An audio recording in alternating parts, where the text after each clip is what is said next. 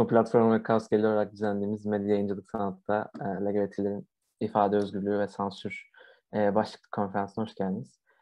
Biraz bu ilk 25-30 dakikada Yıldız ve ben hem neden böyle bir konferans düzenlediğimizi açıklamaya çalışacağız, hem de yani bahsedeceğimiz oturumlarda da değineceğimiz her başlık için ufak ufak girizgah niteliğinde bir şeyler söylemek istedik.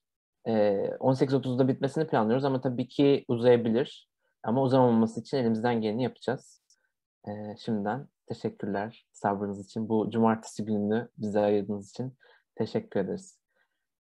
Aslında bugün bahsedeceğimiz oturumlardan, konuşmalardan, başlıklardan tek tek gitmeden önce biraz genel atmosferi özetlemek gerekirse, 2015'ten beri daralan sivil toplum ve kamuoyu içinde susma platformu aslında sansürün, otosansürün kaydını tutmaya çalışıyor. Toplum olarak da hakikatimizin değiştiği bir dönemde bu çaba giderek önem kazanıyor. İfade özgürlüğü medyada, kültür sanatta, her alanda üretimin elzem taşıcısı, hepimizin bildiği gibi. Yapıp ettiklerimizi görünür kılmak için, hakikati yarına taşımak için ihtiyaç duyuyoruz.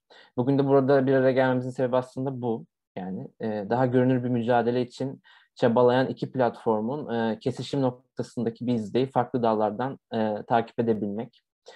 Son yıllarda toplumun her kesiminden sık sık duyduğumuz bir karşılaştırma, bir soruyu hatırlatarak başlamak istiyorum. Ne kadar değişti sorusu. Sürekli arkadaş gruplarından, medyada, son gündeme gelen olaylarda da sürekli iki dönemi ya da yılları karşılaştırdığımızı fark etmişsinizdir siz de. Yaşadığımız yer değişti, ülke değişti. İçinde bulunduğumuz her türden kamusal alanın, yani buna artık sosyal medyayı ve algoritmalarını da dahil edebiliriz. Gerçekliği değişti. Bu değişimle beraber ifade özgürlüğünü, bu saydığım her alandaki önemi de anlatacak, yani ifade özgürlüğünün önemini anlatacak platformlara ve kişilere olan ihtiyacımız arttı. Toplumun da bilgi erişiminin gitgide daha da kısıtlanması, değişen gerçekliklerimiz sansürü ve otosansürün belirdiği noktaların farklılaşmasına da yol açtı. Eskiden belki daha görünür olan sansür, şimdi artık gitgide bu değişimle beraber içimizdeki bir göz haline geldi. Sürekli bizi izleyen, kamusal alandaki, sosyal medyadaki bir gözün kendi kararlarımızı el atmasıyla bir otosansüre dönüştü diyebiliriz. Benzer bir biçimde giderek toplumsal kutuplaşmanın da arttığı bir dönemde basına, akademiye ve oradan da kendi gibi olmayan herkese yönelen ve adeta topyekun bir savaş haline gelen kültür savaşını elbette en çok hissedenlerden olduğu LGBT artılar. Bugünkü oturumlarda da bu kültür savaşının kültür ürünlerine, kültür sanat ürünlerine yansımasını ele almaya çalışacağız. Az önce ne kadar değişti sorusunu yinelemiştim. LGBT artılara yönelik korkutma, sindirme, yıldırma politikalarıyla artık bir kültür eserine açtığımız televizyonda, girdiğimiz internet sitesinde LGBT artıların var olduğu her noktanın kesilip kırpılması şeklinde değil, artık var olamaması, silinmesi noktasına evrilen bir sansürden bahsedeceğiz bugün. LGBT artılar, üreticiler, sanatçılar bundan nasıl etkileniyorlar? Bunları özetlemeye çalışacağız. Çok kısa oturumların hatırlatmasını yapmak gerekirse, ilk oturumda KOSGE'yle hukuk koordinatörü Kerem Dikmen, ifade özgürlüğü denizinde nefret adası olabilir mi sorusunun peşine düşecek ve medya ve hukuk alanından sansür örneklerini paylaşacak. Galatasaray Üniversitesi'nden İdil Engin Deniz ise medyadaki nefret söylemi LGBT artıların ifade özgürlüğü nasıl etkiliyor sorusuyla beraber dünden bugüne medyada nefret söylemi ve ifade özgürlüğünü tartışacak. Bu oturumun moderatörlüğünü KOSGE editörü Yıldız Tar yapacak. İkinci oturumda Aşkın Lehali kitap seti editörlerinden Oya Burcu Ersoy hem seti hem de dünden bugüne kadın kadına öykü yarışmasının açtığı alanları anlatacak. Ardından Hatice Kapusuz çocuk edebiyatına sansür ve muzur kurul başlığıyla çocuk kitaplarına uygulanan sansürü anlatacak. Bu oturumun moderatörü ise Umut Güven. Son oturumda da güncel sanat tartışılacak. Bu oturum moderatörü Argonautlar yayın koordinatörü ve Susma Platformu'nun eski editörlerinden Kültürgün Kaan Akbulut olacak. Sanatlı ifade özgürlüğü ve sansür başlıklı oturumda KOSGE'li Ankara Queer Sanat Programı'ndan Ali Mahsul Demir, TAPA'dan Özgür Can Taşçı ve Pembe Ayak Queer Sanatçılar Dayanışma Ağı'ndan Arya Zencefil sansüre karşı dayanışma imkanlarını sanatta tartışacaklar. Sözü ben böyle KOSGE ile editör Yıldızlara bakmadan önce en başta söylediğim bu panel ortak hazırlama girişimimizden bahsetmişken panelin dert edindiklerine dair P24 çatısı altındaki kültür sanatta sansür ve sansüre karşı susma platformunun yapıp ettiklerinden biraz bahsetmek istiyorum. Çok kısa özetlemek gerekirse zaten hepimizin çoğumuzun bildiği gibi sansürü izliyoruz Türkiye'deki. Sansür ve sansürü kayıt altına almaya çalışıyoruz. Son olarak Aralık 2019, Kasım 2020 arasını kapsayan yıllık raporumuzda da Susma platformu aslında LGBT'lerin ifade özgürlüğü ve sansür kesişimine dair bulguları göz önüne sermeye çalışmıştı. Birazdan chat'e rapor linkini bırakacağım. Yani kaçıranlar oradan takip edebilirler. Ya da bugün değineceğimiz bazı örnekleri, vakaları hatırlamamıza da yardımcı olabilir o rapor. Bir yandan göz atabilirsiniz. Şimdiye kadar okumayan olduysa. Rapordaki vakaları tek tek saymayacağız elbette ama birkaç önemli başlık aktaracak olursam. Resmi açıklama içerisinde genel ahlak nadir olarak geçmiş olsa da yani devlet kurumlarından ve kamuoyuna yansıyan basın açıklamaları, resmi açıklamalarda cinsellik, toplumsal cinsiyet ve LGBT artılar ile ilgili kitapların, görsellerin, etkinliklerin sansürlenip yasaklandığı vakaların bazen açık, bazen üstü kapalı bir şekilde genel ahlak atıfla gerçekleştiğini gördük geçtiğimiz yıl. Yani başta alakası yok gibi düşünüyorsunuz ama eylem, etkinlik, yayıncılık, müzik, sinema, internet yayıncılığı ve diğer alanlarda yaşanan ifade özgürlüğü engellemelerinde bu genel ahlak, milli toplumsal değerler tırnak içerisinde atıfını her gördüğümüzde bundan LGBT artıların etkilendiğinin farkına vardık. Diyanet'in hedef göstermesiyle beraber birazdan oturumlarda da ayrıntılı olarak değinileceğini umuyorum. LGBT artılar sansür ve yasaklar daha çok karşılaşmaya başladı zaten birazdan açıklamaya çalışacağız. Bir başka üzerine durulması gereken sansür uygulayıcısı da belki de sık sık tartışmaya başladığımızı fark etmişizdir. Rütük. İlk oturumda medyadaki sansürün boyutlarını ele alınırken değineceğini umuyorum yine. Sene boyunca Rütük Başkanı da katıldığı LGBT artılara yönelik linç kampanyalarıyla paralel olarak televizyonlarda yayınlanan filmlerde diyaloglar dahi sansüre uğramış oldu. Yine yıl içinde internet üzerinden yayınlanan eserlere kurul tarafından müdahale edildiğini sık sık gördük. Rütük müdahalesinin etkisi aslında o kadar büyük ki tek tek örnek vermektense geçtiğimiz haftalarda benim yaptığımız susmada Eksen'de yayınlanan bir programdaki transfer hakkının olduğu bölümün Rütük'ün kulağına gider belki diye platformdan kaldırıldığına şahit olmuştuk hatırlarsanız.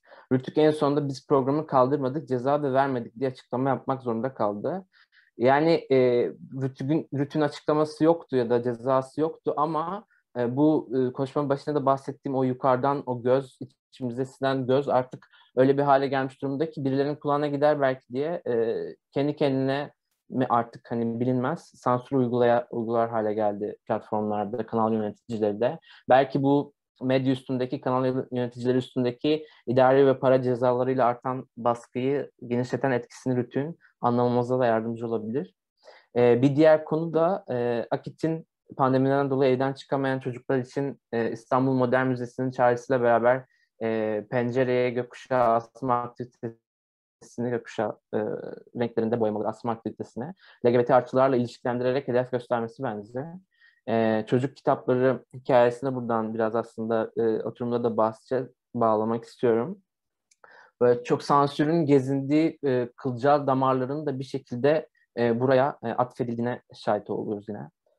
Artık bundan yorulan bu sansürü anlamlandırmaktan yorulan platformlar da bu mücadelede biraz şey olmuş vaziyetteler.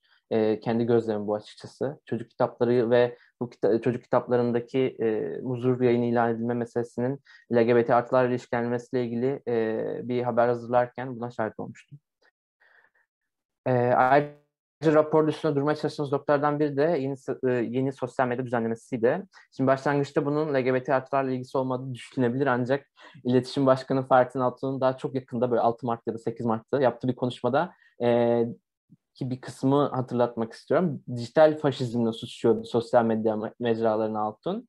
Altun'a göre dijital faşizm İçişleri Bakanı Soylu'nun cinsiyet kimlikleri nedeniyle hemen hemen her gün yurttaşların bir kısmını sosyal medya üzerinden sapkın olarak damgalaması değil, Twitter'ın Soylu'nun Boğaziçi Üniversitesi öğrencilerine LGBT artı sapkınları paylaşımının yanına Twitter kurallarını ihlal ettiği açıklamasını koyması. Yani bu bence kendi içerisinde bir ironiyi de barındırıyor. Yani bizim hazırladığımız rapora göre sansürün en fazla uygulayıcılarından olan İçişleri Bakanlığı'na bir bakıyorsun kendisi sansürden dem vuruyor. Yani bu konudaki sansürün yeri geldiğinde herkesin işine gelince kullanılabilecek bir hale evrildiğini de farkına varmıştık. Bir yandan da bununla alakalı olarak sansürün uygulanmasının ve ortaya çıkışının çeşitlendiğine de şahit oluyoruz. Yine konuşmanın başında sosyal medya ve algoritmalarına değinmiştim. Burada algoritmanın yanından bahsetmek istiyorum. Belki oturumlarda yeri geldikçe değinilir ama değinilmesi de bunu da başlangıçta hatırlatmakta ve söylemekte fayda var. Yani mesela örneğin İstanbul LGBT artı Onur Haftası kapsamında düzenlenen Hormon Domates Ödül Töreni canlı yayını YouTube tarafından 2 defa topluluk kuralları ihlal ettiği gerekçesiyle engellenmişti. Ve son olarak bahsetmek istediğim bir diğer konu da pandemi. Pandemide geçen sene Haziran ayında Susma platformunda yayınlanan bir yazısı da vardı LGBT artıların pandemide yaşadıklarına dair. Zaten savunmasız olduğunu giderek daha fazla hisseden LGBT artı mücadelesi pandemi sürecinde ve eylem etkinlik yasaklarının adeta 81 ilde ve kalıcı hale getirilmesiyle daha da hissedar oldu. Bunu da oturumlarda değineceğini düşünüyorum. Ben sözü yavaş yavaş Yıldız'a bırakmak istiyorum. Yıldız, istersen sözü alabilirsin. Merhabalar herkese, hepiniz hoş geldiniz. Yıldız ben, Kaos GL Derneği'nden. Konuşmaya başlamadan önce aslında sevgili Dilek Kumcu'yu anmak istiyorum. Dilek Kumcu bizim uzun yıllar boyunca çocuk hakları için beraber mücadele ettiğimiz değerli bir dostumuzdu. Uluslararası Af Örgütü'nde ve Kapatılan Gündem Çocuk Derneği'nde de yer alan Dilek'le yollarımız çok erken bir süreçte 2000'lerin başında Kaos GL olarak kesişti ve çocuk hakları alanında birlikte mücadele etme şansına sahip olduk. Kendisi dün hayatını kaybetti ve LGBT artı çocukların hakları için yaptıklarından dolayı kendisine minnettarız. Birlikte özgürleşme düşümüzde bizle birlikte yürüyen değerli bir hak savunucusunu kaybettiğimiz için bir yandan bizim için zor da bir gün bugün. Kendisini dün öldürülen eşcinsel çocuk 17 yaşında öldürülen Roşin Çiçek'in ardından yazdığı bir yazıyla uğurlamıştık. Konuşmanın ardından incelemek isterseniz diye ve Dileği de tanımak isterseniz diye onu da sizlere iletiyor olacağım. Ben aslında sansür ve ifade özgürlüğüne dair konuşmaya başlamadan önce bu sansür ve ifade özgürlüğü alanında yaşadığımız sorunları muhtemel kılan, bu sorunların yaşanmasına yol açan eşitsizliklerden biraz bahsetmek istiyorum. Çünkü hiçbir kavram kağıt üzerinde görüldüğü gibi eşit olarak etkilemez.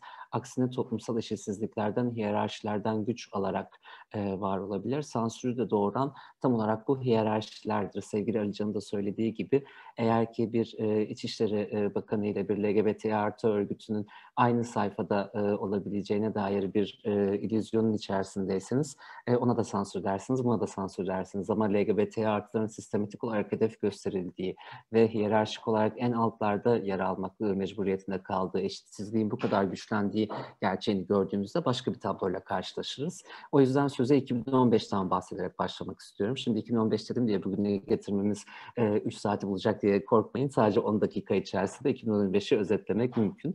Ben 2015'e polis saldırdığında gözaltına alınıp serbest kaldıktan sonra bir canlı yayına konuk olup bu apaçık bir savaş ilanıdır demiştim. O zaman gülenler olmuştu. Aman canım bir tane yürüyüşe polis saldırdı diye savaş ilanı mı olur diyenler olmuştu. İmece TV'deki bir canlı yayındı ki ilerleyen yıllarda İmece TV'de kapatıldı. Ve maalesef ki haklı çıktık. 2015'ten itibaren hükümetin adım adım gerçekten de bir plan dahilinde LGBT artılara saldırdığını gördük. Sadece belli dönemlerde akla gelince yapılan açıklamalardan bahsetmiyorum burada. Organize ve sistematik bir şekilde LGBT artı düşmanlığını topluma yerleştirme isteği var burada. Onların çok sevdiği tabirle aslında algı operasyonu kavramını gerçekleştir. Hayatını toplum mühendisliği ve böyle bir toplum mühendisliğine soyundu devlet. Ama şunu biliyoruz ki devletin toplum mühendisliğine soyunduğu her konuda her gündemde kaybeder ve kaybedecek. Çünkü esas olan toplumdur ve toplumsal ilişkilerdir. IŞİD, Kaos GL bizi tehdit ettiğinde bizi koruyacak kadar polisleri olmadığını söylediler. O dönem yasaklar için gerekçeleri bu IŞİD tehditleri üzerinden kamu güvenliği iken şimdi artık niyetlerini açık açık ortaya döktüklerini görüyoruz ve sapkın kelimesi havalarda uçuşuyor. 2017'de Türkiye'nin başkenti olan Ankara'da süresiz bir yasakla karşılaştık. Yani böyle bir şey mümkün olabilir mi? İçinde LGBT artı geçen bütün etkinlikler, yürüyüş de değil, film gösterimleri de, atölyelerden her şey yasaklandı. Ve o hal bile 3'er aylık periyotlarla ilan edilirken LGBT artı yasağı süresizdi. O hal bitti, ikinci yasak geldi, dava açtık. Her ikisini de 2020'de kazandık ki bu kez pandemi çıktı. Ve böylece aslında LGBT artıların en temelde ifade ve örgütlenme özgürlüğünün sistematik olarak devlet eliyle ihlal edildiği bir sürecin tam ortasındayız. Peki bu LGBT artı düşmanlığı nasıl inşa edilmeye çalışıyor denildiğinde Epitop'u 5 ana başlık var ki bunlar çok orijinal bir karşıtlık politikası da değil.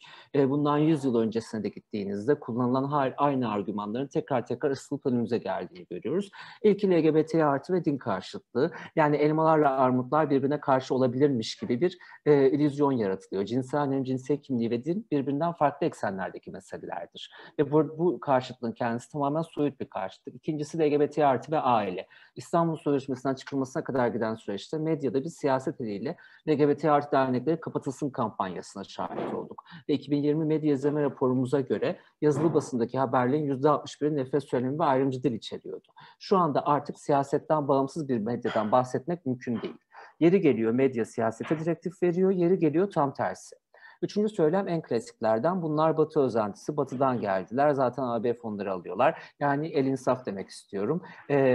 Birincisi LGBT artılar bu toplumun dışından Mars'tan uzaydan gelmediği gibi AB uyum süreci kapsamında hangi bakanlıkların hangi fonlarla hangi projeleri yaptığını hepimiz biliyoruz. Ve burada zaten bir yandan da homofobi zaten böyle bir şeydir. Herhangi birisi bir eylemi yaptığında sorun değilken LGBT artılar yaptığında soruna dönüşür. En kırılgan, en yüklenilebilir gruptur çünkü. Dördüncü söylem çocuk istismarı ki en onur kırıcı söylemlerden biri kendi adıma. Siz LGBT artı çocuklar vardır dediğinizde çocuklara cinsellik ve cinsiyet mi atfediyorsunuz?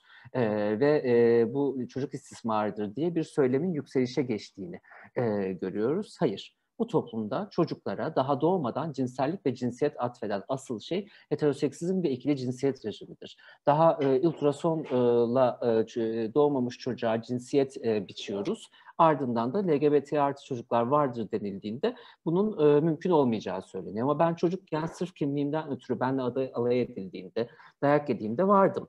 Büyüdüm. Şimdi ben çocukken vardım dediğinde yok sen çocukken yoktun diyorlar. Böyle bir şey mümkün mü? Eşyanın doğasına aykırı. Beşincisi ve son olarak da artık LGBT artı ve suç ve terör meselesi. LGBT artı olmak bir suçmuş gibi gösteriliyor ve senelerdir evirip çevirip gündeme göre bu 5 konu hangisi işlevsel olacaksa sistematik olarak devreye giriyor. Buradan tam olarak bütün bu toplumsal düzen içerisinde medyada ne oluyor kısmını bir sonraki oturumda anlatırken geçiş niyetine ben de iki raporumuzdan sonuçtan bahsetmek istiyorum. 2020 medya izleme raporumuzdaki gazete bazı izlemelerde en çok LGBT artı haberini yapan gazetenin Yeni Akit olduğunu gördük. Bunun hemen arkasından gelen Bir Gün ve Cumhuriyet'i topladığımızda dahi rakam olarak Yeni Akit'e ulaşamıyordu. Ve LGBT artı karşıtlığı artık hükümet yanlısı medyanın haber odasının ve yayın politikasının en önemli parçalarından biri haline gelmişken biz şöyle bir sorunu görüyoruz. Buna karşılık alternatif yayıncılık yapan yerlerde AKP ile ilgili bir mesele olduğunda haber yapıp sonra unutmak veya onur haftası olduğunda ya da saldırı olduğunda haber yapmak. Unutuyoruz ama LGBT artıların hayatları, maruz kaldıkları ayrımcılık ve nefret söylemi, nefret suçları devam ediyor. Hayatlarımız yalnızca onur haftasında Cumhurbaşkanı ya da İçişleri Bakanı bir açıklama yaptığında piyasaya çıktığımız anlardan ibaret değil. Ve hayatı görmek zorunda olan, hayattan beslenmesi gereken medyanın bunu görmemesi beni kendi adıma üzüyor. LGBT artı açısından değil, gazetecilik adına üzüyor. Parçası olduğum ve yapmaktan aslında onur duyduğum mesleğim adına üzüyor. Çünkü bu gazeteciliğin niteliksizleşmesi anlamına da geliyor. Yani biz bir kez sadece onur haftası LGBT artı haberi yaptığınızda hata yapmak, yanlış kurmak haberi kaçınılmaz. Çünkü bu senin yayın politikanın merkezine yerleşmemiş anlamına geliyor. İkinci bir veriden bahsedeceğim. İzleme raporunda baktığımız bir diğer şey LGBT artılar hakkında en çok kimin konuştuğu, kime mikrofon uzatıldığı. Birincisi köşe yazarları. Çünkü Türkiye'de köşe yazarlığı kaynak belirtmeden konuşmak anlamına geliyor maalesef. İkincisi ise uzman ve akademisyenler. Bu uzman ve akademisyenler kim, uzmanlıkları nedir? Bir muamma. Üçüncü konuşan LGBT artı karşıtı STK'lar. En son LGBT artılar ve LGBT artı örgütlerini görüyoruz. Yani LGBT artılar hakkında en az LGBT artılara mikrofon uzatılması çok çarpıcı bir veri. Nefret söylemi oranından daha da çarpıcı bir veri. Demek ki sizin haber pratiğiniz LGBT artılara mikrofon uzatmayı, sesi olmayanın sesi olmayı benimsemiş bir noktada değil. Ve LGBT artı haberi yaparken LGBT artılar özneden çok nesne olarak görünüyor. Son olarak şunu söyleyip birinci oturuma doğru yavaşça geçelim istiyorum. Maalesef ki biz böyle bir düzlemdeyken muhalefetin de sivil toplumun da LGBT ve medyanın da LGBT artılar hakkında sistematik bir politikası yok. Buna karşılık hükümetin sistematik bir politikası var. Burada kendi adıma umut bağladığım yer toplumun, muhalefetin de sivil toplumun da çok ötesinde bir yerde durması. Çünkü LGBT artı hareketinin ilmek ilmek ördüğü o toplumsal dönüşüm biz yankılarını hala daha görmeye devam ediyoruz. 2014'te 10 binlerce kişinin katıldığı LGBT artı onun yürüyüşü çok geride kalmış değil.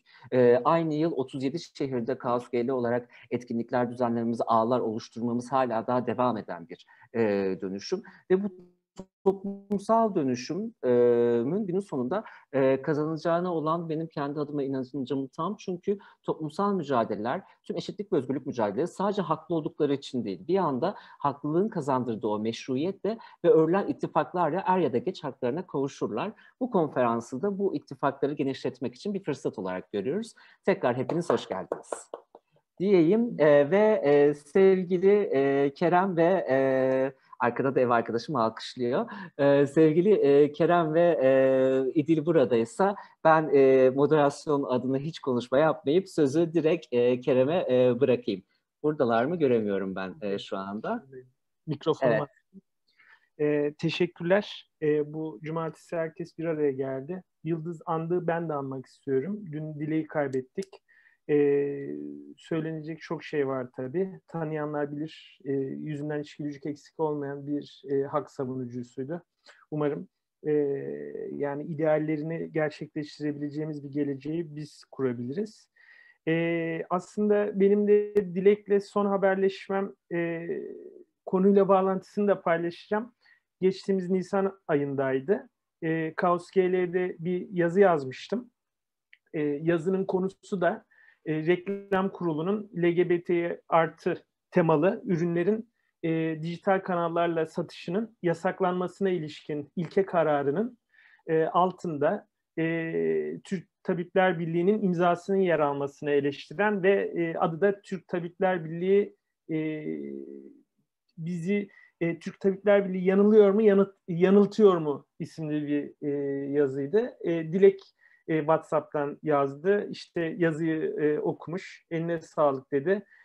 Barolar Birliği ile, çünkü aynı kararda Barolar Birliği temsilcisinin de imzası vardı. Hani Barolar Birliği içinde hani bir şeyler yapsanız eğer şunu düşünüyorum. İşte şöyle idari davalar açılabilir falan, böyle bir konuşma geçti. O yüzden hani bu anlamda şeyi de tekrar paylaşmak istedim. Dolayısıyla aslında hani bir yandan çocuk hakları alanında uğraşırken de insan hakları alanının bütün alanlarına, şeylerine, temalarına dair kafa yoran bir arkadaşımızdı. Bir yandan da bu ifade özgürlüğü meselesine çok da konuştuğumuzu hissediyorum. Ama çok konuşmak bir bıkkınlık anlamında değil, bir ihtiyacın da olduğunu gösteriyor.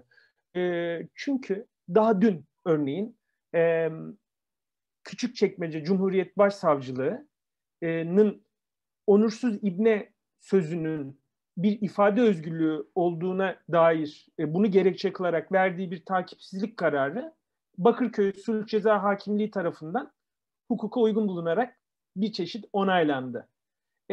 Ve onursuz ibne sözünü eleştiri hakkında, eleştiri hakkı kapsamında gören ya da ifade özgürlüğü diyen Türk yargı sistemi gerekçesini de İnsan Hakları Avrupa Sözleşmesi'ne dayanarak kuruyor. Bu tam da hakikatin ötesine geçtiğimiz, kendi hakikatini yaratan bir yönetme pratiğinin yargısal ayağını bize gösteriyor. Şimdi ifade dediğimizde tabii bir yandan sansürü konuşuyoruz. Şunu da biraz hani parça parça toparlanmakta zorlanıyorum gibi görünmesin ama çünkü hepsi bunların birbiriyle ilişkisi var. Bir kere şunu ayırt etmek lazım. Nefret söyleminin sınırlanması bir sansür uygulaması değil. Çünkü zaten ifade özgürlüğüne ilişkin temel hak metinleri belirli gerekçelerle ifade özgürlüklerinin sınırlanmasını meşru buluyor. Bunu örneğin Avrupa Konseyi sistemi açısından ele aldığınızda 3 ana kolon var. İşte şiddet çağrısı. Şiddet çağrısı dediysem tabii ki açık ve yakın bir tehlike yaratan şiddet çağrısı. Çünkü biliyoruz Türkiye'de yargı sistemi bunu da çok manipüle edip insanların ifade özgürlüğünü sınırlamaya yatkın. Birincisi bu kolon. Diğer kolon Holocaust'u olumlayan, Nazi ideolojisini savunan ifadeler. Zaten bunun böyle olmaması düşünülemez. Çünkü İnsan Hakları Avrupa Sözleşmesi ve Avrupa Konseyi tam da İkinci Dünya Savaşı'nın arifesinde kurulmuş bir yapı. Dolayısıyla o döneme bir tepki sözleşmesi de diyebiliriz. Üçüncü kolonsa ırkçılık ve nefret. Ve Avrupa Konseyi sisteminde ırkçılık ve nefret içerisine cinsel yönelim ve cinsiyet kimliği temelli, cinsiyet karakteristiği temelli nefreti de alarak diyor ki ifade özgürlüğü ifadeyi kullananlara hak tanır ama o hakla birlikte bir takım sorumluluklar da yükler ve bu sorumluluklar içerisinde kişinin ifade özgürlüğünü nefret söyleminden yana kullanmaması da vardır der. Bunu şöyle görebiliriz. Yani bize tanınan bir temel hak başkasının temel haklarını ortadan kaldırmak amacıyla kullanılamaz. Çünkü nefret söylemi kullanıldığında kişiler gene Avrupa Konseyi sisteminde baktığımızda ya da bizim anayasamızda da mesela 17. maddede yer alıyor kişinin manevi bütünlüğünü geliştirme hakkı adıyla. Çünkü nefret söylemi yayıldığında ne oluyor? Özel hayata saygı gösterilmesini isteme hakları kişilerin kısıtlanmış oluyor. Şimdi ifade özgürlüğünün çok sınırlı bir tanımını yapmamak, belki yani şöyle bir tanım yapabiliriz elbette. İşte bir iletinin dış dünyaya iletilmesi, bir mesajın dış dünyaya verilmesi olarak görebiliriz. Bu araç konusunda bir sınırlama yapmamak gerekir. Çünkü teknolojinin, çağın ilerlemesiyle birlikte ifadenin iletim araçları da çeşitlenmeye başlıyor. Ama temel olarak söylersek sanatsal ifadeler, siyasi ifadeler, tarihsel konulara ilişkin görüşler, belirli sınırlılıkta kalmak kaydıyla dini görüşler, kültürel konulara ilişkin ifadeler, işte ticari ifade biçimleri, akademik ifade biçimleri, çünkü ticari ifade biçimlerine de birazdan geleceğim. Bunlar da ifade özgürlüğünün kullanımı sırasında bir araç. Şimdi biraz daha yani ilk sunum biraz daha LGBT artıların ifade özgürlüğünün ne şekilde sansüre uğratıldığı üzerinden ilk sunum yapıldığı için ben ilerleyen aşamada da biraz bunların üzerine konuşmak istiyorum. Çünkü Türkiye Cumhuriyeti Devleti sansür kanallarını çoğaltmakta oldukça başarılı. Hiç akla gelmeyen şeyleri, akla gelmeyen yöntemleri, işte reklam kurulu örneğinde olduğu gibi belki farkında, belki farkında değil, altına Barolar Birliği gibi, Türk Tabipler Birliği gibi insan hakları savunucusu olduğunu söyleyen kurumların da imzasını alaraktan yeni yöntemler ürettiler. Şimdi sansür LGBT artıların hayatında ne şekilde açığa çıktı? Aslında hani Kauske mesela bu sansürle ilgili kurumsal hafızası çok eskilere dayanır. Ama o kadar eskiye gitmeden şu son dönem Yıldız'ın 2015'i bir kerteriz kabul ederek diyelim, onun ilerisine dönük neler oldu ki en önemlisi hiç şüphesiz bir genel yasaklama kararı olan Ankara Valiliğinin yasaklarıydı. Bu çok zaten bütüncül bir ifade özgürlüğü kısıtlamasıydı ve dolayısıyla ifade özgürlüğünün diğer alt unsurları gibi görünen toplanma özgürlüğü, ya da işte dernek kurma özgürlüğü ya da bir derneğin etkinlik yapmasıyla ilgili özgürlüklerini de kısıtlayan genel bir şeydi. Son zamanda mesela en fazla dikkat çeken şey ya da üzerine konuştuğumuz şey ki KSGL medya raporlarında zaten hani bunu da göreceğiz. Biz bu tartışmayı en fazla bu oturumda da ilerleyen oturumlarda da konuşulacak. Kültür ve Turizm Bakanlığı'na bağlı işte Çocukları Muzır Neşriyat'tan Koruma Kurulu'nun verdiği bir takım kısıtlama kararlarında görüyoruz. Örneğin çok içeriye dair örnek vermeye de gerek yok ama heteronormatif bakış açısıyla hazırlanmamış yayınlar ya da yani yayınların içeriğinde heteronormatif bakış açısını içermeyen bölümler olduğunda işte Çocukları Muzır Neşriyatlardan Koruma Kurulu devreye girerek sansür uygulamaları yapıyor. Çok yeni gördüğümüz, yani artık yakın zamanda karşılaştığımız bir sansür uygulaması, az önce de bahsettiğim gibi Reklam Kurulu'nun geçtiğimiz günlerde yani Kasım ayı içerisinde verdiği ve BBC Türkçe'nin haberiyle kamuoyuna mal olan ve bizim de KSGL'de medya ekibimizin oldukça gündemleştirildiği Reklam Kurulu kararı oldu.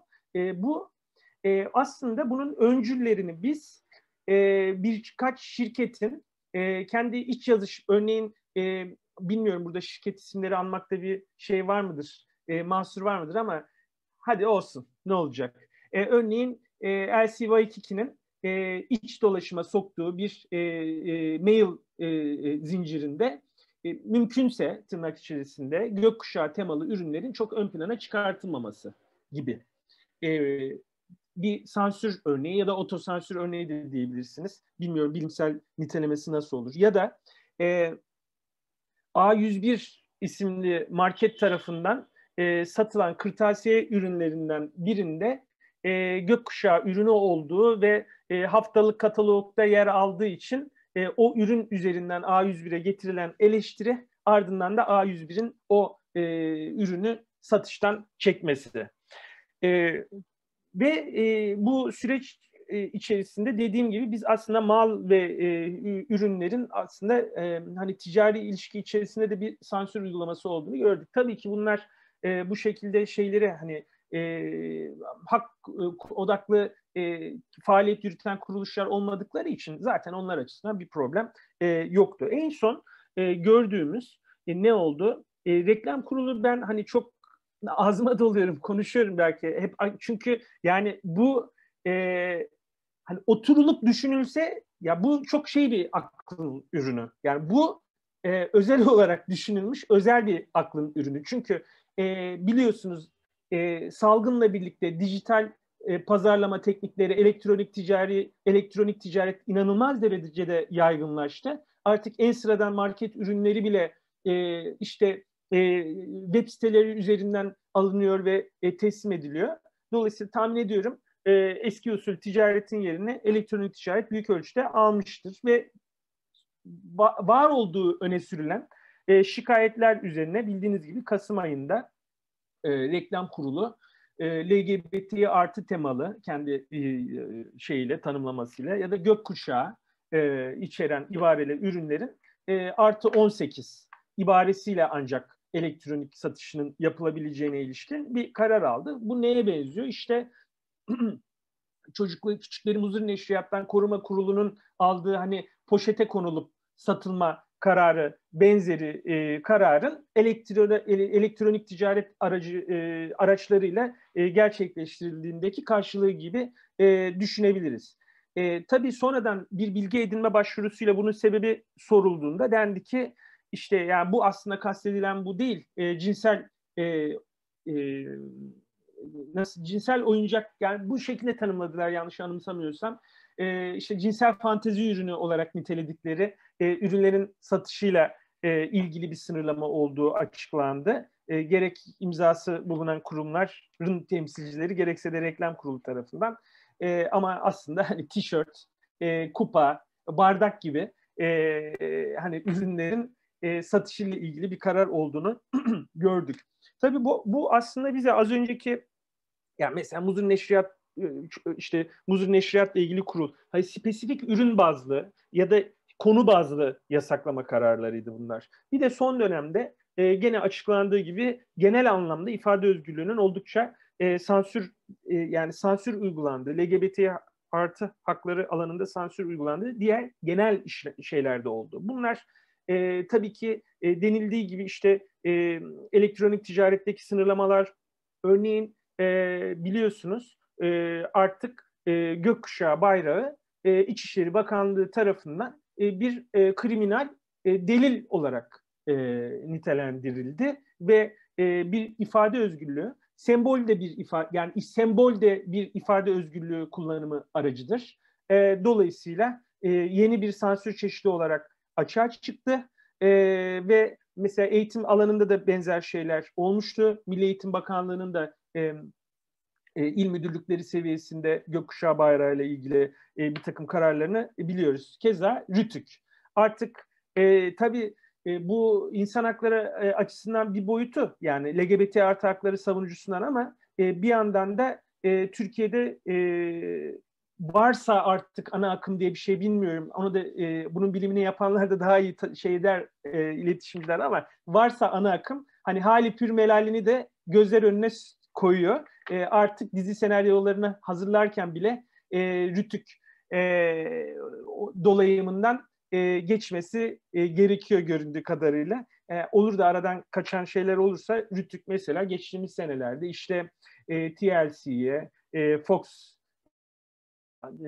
kanalına bir takım cezalar uyguladı. Artık ceza uygulamasına bile gerek kalmıyor. Biliyorsunuz doğrudan dizilerin şeylerine giriyorlar. Senaryolarına dair yorumlar yaparak onları daha kaynağında hak ihlalini yaratıyorlar.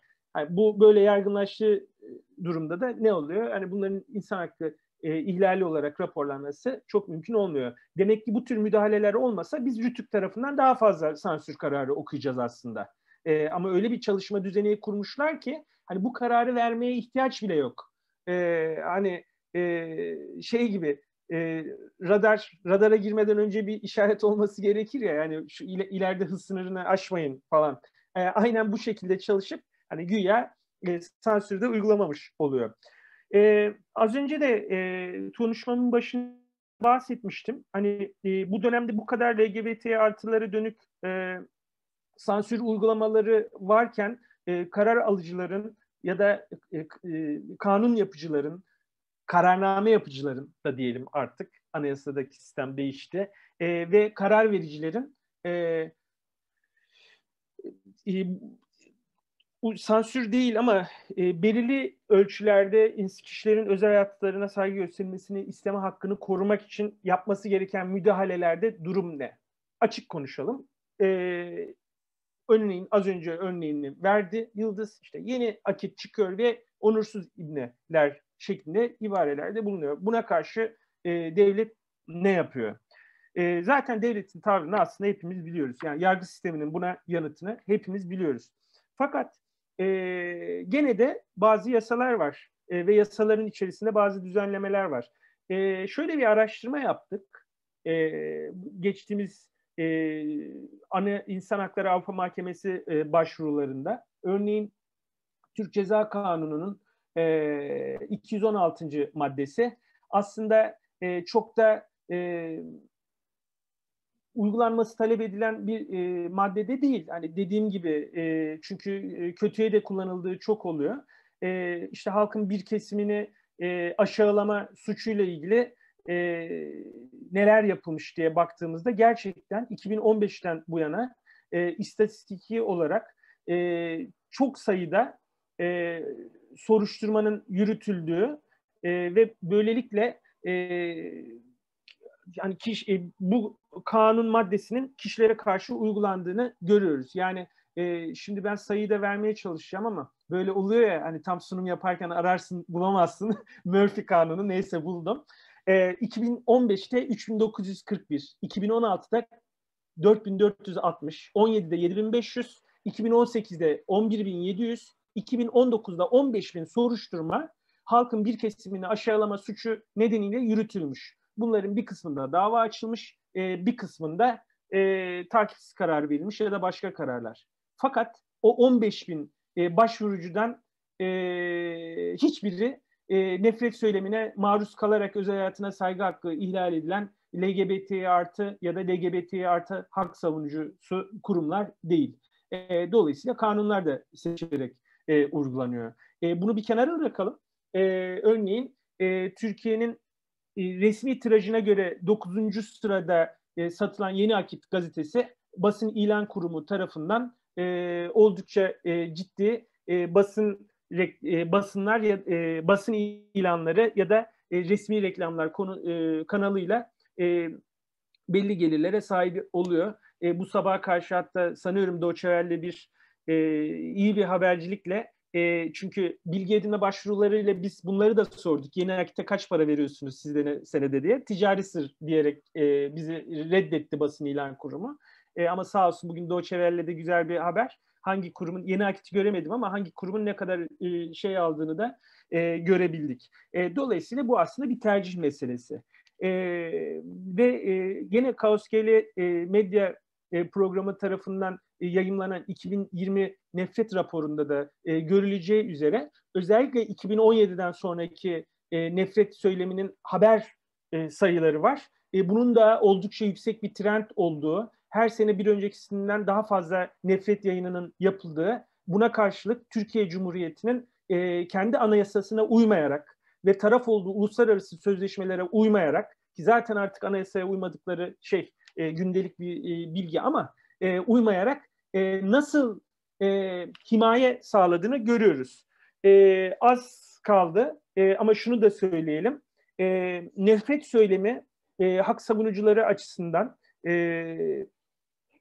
devletin pozitif yükümlülüğü bağlamında müdahale etmesi gereken bir alan olarak daha fazla dillendiriliyordu. Yani ne demeye çalışıyoruz? İşte Yeni Akit gibi ya da daha farklı organlar tarafından nefret söylemi yayılırsa devlete deniyordu ki kardeş anayasayla bir takım sorumlulukların var, işte pozitif yükümlülüklerin var sözleşme bağlamında, buna müdahale et. Ama biz artık devletin pozitif yükümlülüğünü yerine getirmesini falan talep etmeyi bıraktık. Doğrudan görevi, sorumluluğu anayasanın içerisinde tarif edilmiş Diyanet işlerinin başkanının hutbesi veya işte bakanların kamuoyuna yansıyan beyanları ya da valiliklerin yaptığı açıklamalar üzerinden artık negatif yükümlülük ihlalleri yaparak doğrudan kendilerinin nefret söylemini yaydığını gördük. Şu var, yani şöyle bitirmek istiyorum. Biraz sansürden de çıktım aslında, gene ister istemez nefret söylemine kaydım. Şu var, hiç karamsar değilim ben kendi adıma. Yani kaç senedir sonuç alamayan bir hak savunucusu ya da zaman zaman avukat olarak da yani hiç karamsar değilim. Yani biz galip geleceğiz, onlar kaybedecek. Tarih önünde zaten kaybettiler. Her şeylerinde, her daralana, her sıkıştıklarında zaten içlerinde var olan nefreti bir de o sıkıştıkları dar alandan çıkmak için tekrar tekrar üretiyorlar, tekrar tekrar dillendiriyorlar. Zaten bunun artış seviyesi de bu. Bence dediğim gibi yani tarih önünde onlar zaten haksız çıktılar. Ve hukuk önünde de işte toplumun nezdinde de haksız çıkacaklarını bence göreceğiz. Ben buna inanıyorum. Gönülden inanıyorum. Çok teşekkürler Kerem. Çok iyi bir başlangıç oldu. Muzur Neşriyat'ın kararını hatırlatmış bir dinleyicimiz 2000 yılı ve 2000'de poşette KOSGE'lerin satılması kararı dışında 2006 yılında da doğrudan sansürlendiği, içinde yer alan bir eser üzerinden sansürlenip poşette satılma kararı çıktı. Ardından eser sahibini de korumak adına o dönemin KOSGE'le sorumlu yazı işleri müdürü Umut Güner'in senelerce yargılandığı devamında AİHM'den ihlal kararı kazandığı bir dönemden geçiyoruz. Yani aslında sansürle başımız yeni değil, bayağı uzunca süredir belada ki Umut'un bu süreci anlattığı bir röportajı da Susma'da var. Birazdan bitince ya ben bulurum ya Ali Can bulur, onu da atarız size. Sevgili İdil'e geçeceğiz. Geçmeden şöyle bir bağlantı belki iyi olabilir. İdil bize nefret söyleminin LGBT artıların ifade özgürlüğünü nasıl etkilediğini anlatacak. Ve buraya geçerken aslında ifade özgürlüğünün sadece bir medyada kendini ifade etmekle ilgili olmadığı, bir yandan da örneğin kabahatler kanunu gibi uygulamaların özellikle transların cinsiyet kimliğini ifade edebilmesinin önünde nasıl bir engel oluşturduğu, sokakta artan şiddetin bir yandan da kişilerin aslında cinsiyet ifadeleri üzerinden yine ifade özgürlüğünün bir konusu olduğunu akılda tutmak gerekiyor. Ki Onur Haftası kapsamında da buna benzer bir etkinlik yapacağız deyip şimdiden araya kamu spotu girmiş olayım. Ve sözü yavaşça İdil'e bırakayım. İdil Engin bize medyada nefret söyleminin LGBT artıların ifade özgürlüğünü nasıl etkilediğini şöyle biraz geriden günümüze getirene kadar anlatacak. İdil, sendeyiz. Önce bir teknik kontrol diyeyim. Beni duyabiliyor musunuz? Gayet iyi duyuyoruz. Süper, tamam. Teşekkürler. Valla bu konular o kadar böyle hakikaten ki geniş mevzular ki şimdi ben de bilmiyorum. Bir şeyler hazırladım ama nereye gidecek, nereye varacak acaba? Bakalım sizin beklentilerinizin bir kısmını karşılayabilirim umarım. Kerem'in bitirdiği yerden şöyle bir şeyle başlayayım ben de. Türkiye'deki LGBT artı hareketle benim ilk karşılaşmam, yani daha doğrusu en yoğun ve devam eden sonrasında karşılaşmam Kaos Gale ile oldu ama tüm Türkiye'deki LGBT artı hareket için de benzer bir şey söyleyebilirim. Öğrendiğim şey bu umudu korumak oldu hep ve bu mücadele gücünü hep korumak oldu. Yani Kerem'in de dediği gibi evet şu anda belki çeşitli sıkıntılar yaşayabiliyorlar. İşte oradan buradan sıkıştırmaya çalışabiliyorlar ama hani biz hep bunun çözümüne yönelik bir yerden baktığımız için uzun vadede zaten tabii ki iyiye doğru evrileceğine ben de inanıyorum her şeyin. Kısa ve orta vadede de muhakkak ki kazanımlar elde ediyoruz yani. Ya da edindiklerimizi korumak için elimizden geleni yapıyoruz. Ekran paylaşabilir miyim? Öyle bir şeyim var mı? Yok. Şu anda buna izin vermeniz lazım.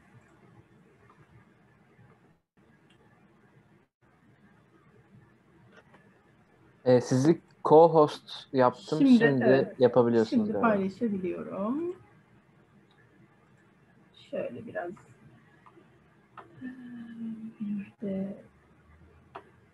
bir dakikamızı daha alacağım. Evet. Hop. Şimdi bu konuşmanın başlığı işte kimin ifade özgürlüğü, medyadaki nefret söylemi LGBT artıları nasıl etkiliyor?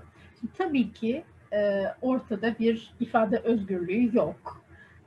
Bu medyadaki nefret söylemi de LGBT artıları olumsuz etkiliyor. Yani canımızı sıkıyor diyelim en hafifinden. Hani o soruların en temel başlıkta, en temel cevapları aslında böyle bir şey. Nerede karşılaşıyoruz nefret söylemiyle? Bu medya dediğimizde ilk anda aklımıza en azından benim hala gazete, radyo, televizyon geliyor. Daha sonra internet yayınları girdi hayatımıza. Biraz daha geniş anlamıyla ele aldığımızda tüm sosyal ağlarda tabii ki karşılaşıyoruz ve hele de Türkiye'de sosyal ağların kullanım oranı çok yüksek. Çok fazla sayıda insan bir şekilde internete bağlı ve buralarda birer hesaba sahip. Bunun içinde bizler de varız. Haliyle karşılaşma sıklığımız belki biraz fazlalaşıyor. Buna maruz kalma sıklığımız belki biraz fazlalaşıyor. Öte yandan o eski tip medyanın, konvansiyonel medya dediğimiz medyanın da yani yazılı, basılı gazetenin, radyonun, televizyonun da hala önemli olduğunu düşünüyorum. Bu bu böyle bir girizgah gibi olsun. Yani daha sonra ayrıntılandıracağım pek çok şeyi. Bu noktada işte o medyada söylenenler ve bizim bunu değiştirmeye, dönüştürmeye çalışmamız neden önemli? Hani tabii ki durduğumuz dünya görüşümüz açısından, savunduğumuz yer açısından tabii ki önemli. Öte yandan hayatımızda pratik etkileri de olabiliyor. Ben hani kendi başımdan geçen bir örnek örneğin hani bazılarınız tarafından da yaşandığını düşünüyorum. İşte bir gazete bir gün elinize gelebiliyor, önünüze bırakılabiliyor böyle. Gazetede işte daha çok okuyanlar daha çok eşcinsel oluyor, yazabiliyor mesela. Bu böyle Posta mıydı, Sözcü müydü? Onlardan bir tanesiydi galiba. Bunlar bak görüyor musun öyleymiş işte, seni okuttuk da falana dönüşebiliyor.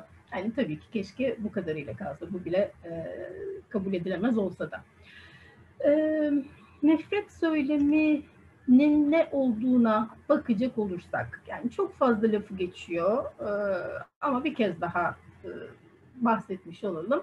Gördüğünüz üzere Avrupa Konseyi Bakanlar Komitesi tarafından 1997'de kabul edilen bir tavsiye kararı var. Genel olarak da bu karar kullanılıyor çeşitli çalışmalarda. Şimdi bu kararın güzel tarafı diyelim, burada her tür ifade biçimi ve işte hoşgörüsüzlüğe dayalı, yani biraz daha kapsayıcı olduğunu söyleyebiliriz ama yine de işte yabancı düşmanlığı, ırkçı nefret, antisemitizm gibi bir netleştirme yapıyor, bir sınırlama yapıyor ama hoşgörüsüzlüğe dayalı diğer nefret biçimlerini de içine katıyor. Dolayısıyla 1997 yılında kabul edilmiş olsa da hala bugün de günümüzde nefret söylemine maruz kalan grupları da kapsayacak bir tanım olduğunu söyleyebiliriz. Nefret söylemi gündeme geldiğinde başka pek çok ifadeler de kullanılabiliyor. İşte nefret ifadelerinden bahsediliyor. Nefret ifadesi edimi falan gibi böyle başka adlandırmalar kullanılabiliyor. Tehlikeli söylem söz konusu olabiliyor yine çeşitli çalışmalarda. Özünde bahsettiğimiz şey aslında aynı. Bütün bu adlandırmaların tabii ki kendi gerekçelendirmeleri var, kullananların dile getirdiği, ama özünde bahsettiğimiz şey aynı. Toplumda var olan bir kesimin çeşitli özelliklerine dayanarak o kesimin fiziksel ve toplumsal varlığını tehlikeye atacak ifadelerin dolaşıma girmesinden bahsediyoruz aslında. Nefret söyleminin ben bir çatı kavram olarak ele alınması gerektiğini düşünüyorum. Çünkü bu aslında içinde neyi barındırıyor? Irkçılığı barındırıyor. İşte homofobiyi barındırıyor. Ama dünyadaki değişimler, kötü yöndeki değişimlere her zaman isimlendirerek yetişmek mümkün değil. Dolayısıyla yani bugün bir yerde ayrımcılığa uğrayan bir grubu da içine katabilmek için her zaman belki ırkçılık diyemiyoruz. Her zaman işte homofobi diyemiyoruz, bifobi, transfobi diyemiyoruz. Ama nefret söylemini böyle bir çatı kavram olarak kullanmanın mümkün olduğunu düşünüyorum. Zamana ve coğrafyaya göre değişebilecek hedef grupları dikkate almaya böylelikle imkan sağlıyor. Nefret söyleminin türlerinden bahsediliyor. Mutlu Biner Koca ile Tuğrul Çoma Hoca'nın bir çalışmalarından aldım bu kategorileri. Gördüğünüz üzere cinsel kimlik temelli nefret söyleminde yine var olan gruplar arasında, kendisine yönelik nefret söylemi üretilen gruplar arasında. Nefret suçu ile nefret söylemi arasındaki bir farkı da belki söylemek lazım. Bunlar da birbirinin yerine kullanılıyor.